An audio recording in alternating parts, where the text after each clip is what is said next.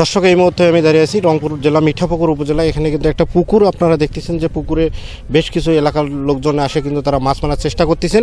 সে মাছ মারার চেষ্টার যে কথাটা আসছে এটা একটা প্রায় একটা প্রতিষ্ঠানের জমি। সেই জমিটা কিন্তু এককভাবে দখল করার চেষ্টায় কিন্তু এলাকাবাসী ক্ষিপ্ত হয়ে কিন্তু তারা সেই পুকুরে যে মাছ ছেড়ে দিয়েছিল সেই মাছগুলো কিন্তু তারা মেরে নিচ্ছেন। এটা কিন্তু এই বিষয় নিয়ে আমি দুই একজন ব্যক্তির সাথে কথা বলেছি, এলাকার সুধীজনদের সাথে কথা বলেছি। তারা যে কথাগুলো বলেছেন যে এটা আমরা জন্মলগ্ন থেকে জানি যে এটা ফকিরহাট উচ্চ বিদ্যালয়ের জমি, কিন্তু এই কিছুদিন হলো একজন হীরা চৌধুরী নামে একজন তারা লিজ নিয়েছে। তারা এই পুকুরে কিন্তু বাড়ি ঘর এবং বিভিন্ন গাছপালা লাগে কিন্তু এই পুকুরটা দখল করার চেষ্টা করছিল বলে এলাকার লোকজন আমাদেরকে জানিয়েছেন।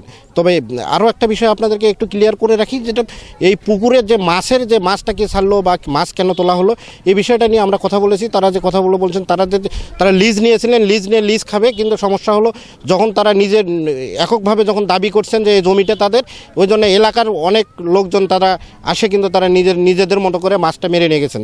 এই পুকুরটা নিয়ে আমরা শুনতেছি যে এটা স্কুলের, কিন্তু স্কুলের যদি পুকুর হয় তো এটা লিজ হয়েছিল কি না আর মাছ কে ছেড়ে দিয়েছিল, এটা আপনি এলাকাবাসী হিসেবে কীভাবে দেখতেছেন? এলাকাবাসী হিসেবে আমরা যেটা জানি, আমার জন্মের আগ থেকে জানি এই পুকুর বা এই খাল বিল আমাদের স্কুলে। আমরা আরও শুনেছি যে এই জমিটা অত প্রতিষ্ঠানের, সেই প্রতিষ্ঠানের প্রধান হিসাবে আপনার কী চাওয়া? হ্যাঁ, বিষয়টা হলো যে এরকম, আমাদের প্রতি বছরের ন্যায় এবারও আমরা 2025 সালের 20শে জানুয়ারি শিডিউলের মাধ্যমে, খোলা ডাকের মাধ্যমে আমরা পুকুর লিজ প্রদান করি। কোনো দপ্তরে কোনো অভিযোগ দিয়েছিলেন? না, কোনো দপ্তরে অভিযোগ দেয়নি। তবে যিনি লিজ গ্রহণ সর্বোচ্চ ডাক দিয়ে পুকুরটা পেয়েছেন, যাকে দেওয়া হয়েছে, তাকে বাই সিটি দ্বারা তাকে অবগত করা হয় যে এত তারিখের মধ্যে, এত সময়ের মধ্যে যদি আপনি আমাদের চুক্তি সম্পাদন না করেন তাহলে প্রতিষ্ঠান কর্তৃপক্ষ বিনা নোটিশে আপনার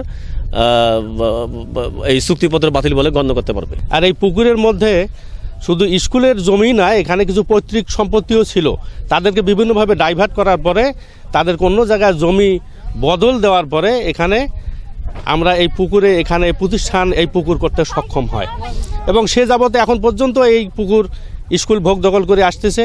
এখন আমরা শুনতেছি যে কে বা কাহারা তারা সে মালিকানা দাবি করতেছে, কিন্তু এখানে তাদের কোনো অস্তিত্ব আছে বলে আমার কাছে মনে হয় না। কারণ আজ থেকে প্রায় সেই 66-67 সাল থেকে অদ্যাবধি পর্যন্ত যেটা এলাকার জনগণ জানে যে সম্পূর্ণ এলাকার এই জমিগুলা নিম্ন কোর্ট, জজ কোর্ট, হাইকোর্ট থেকে রায় পাওয়ার পরে স্কুল ভোগ দখল করতেছে। এখানে জোরপূর্বক একটি জিনিসও হচ্ছে না, কিন্তু এখন তারা কিসের ভিত্তিতে দাবি করতেছে? হ্যাঁ, তারা শুনেছে তারা মামলা করেছে, 8-10-12টা মামলা করেছে।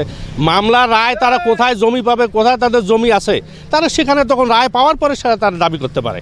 কিন্তু এখন তো এখানে আসে হুট করে তারা সাইনবোর্ড ইয়ে করতেছে, তাদের নিজস্ব সাইনবোর্ড ছিল নাকি। এগুলো গতকালকে উৎসুক জনতা যখন এটা জানতে পারছে, এই স্কুলটার নাম হচ্ছে ফকিরহাট পাবলিক হাই স্কুল। এই পাবলিক এখানে এত সম্পৃক্ত এবং তাদের অন্তরের একটা এত ভালোবাসা এই প্রতিষ্ঠানের প্রতি, যখন এই প্রতিষ্ঠানের কোনো কিছুর উপর কোনো আঘাত আসে, এলাকার জনগণ স্বতঃস্ফূর্তভাবে সাড়া দিয়ে এই প্রতিষ্ঠানের পক্ষে, এই জমি জমার পক্ষে তারা ঝাঁপিয়ে পড়ে। ইতিপূর্বে এরকম ঘটনা ঘটছিল এবং অনেক সমস্যার সম্মুখীন হয়েছিল। সেখান থেকে এলাকার জনগণ সবাই সম্মিলিতভাবে এটাকে সমাধান করতে সক্ষম হয় এবং অদ্যাবধি প্রতিষ্ঠানের নামে এই জমিগুলো ভোগ দখল এখন পর্যন্ত আছে। কিন্তু কেউ যদি হঠাৎ করে এসে জুড়ি বসার চেষ্টা করে, এটাকে এলাকাবাসী কখনো মেনে নিতে পারে না এবং মেনে নেয়ও নাই। গতকালকে আমরা গেছেন, তবে এটার একটা সুরাহা যাতে প্রশাসন দ্রুত করে, এলাকাতে যে উত্তেজনা বিরাজ আছে সেই উত্তেজনা যাতে নির্মূল করে, এমনটি আশ্বাস কিন্তু এলাকার লোকজনের।